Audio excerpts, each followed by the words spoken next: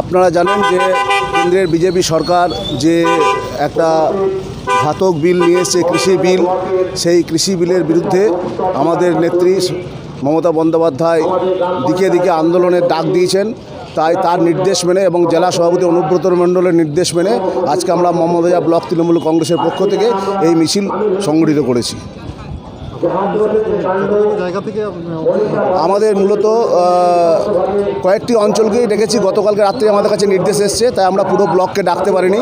আমরা 5-6টা অঞ্চলকে নিয়েই আজকে মিছিল করছি। আগামী দিনে আমরা 12টা অঞ্চল নিয়ে পুরো ব্লকে বড় মিছিল করব।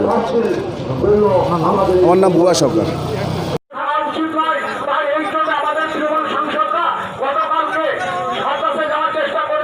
কিন্তু পুলিশ, উত্তরপ্রদেশের পুলিশ তাদেরকে ঢুকতে দেয়নি, তাদের গায়ে হাত তুলেছে।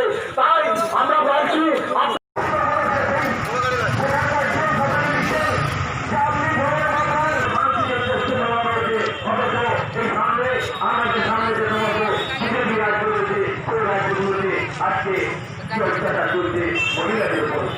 আজকে কি বলে দেখছিল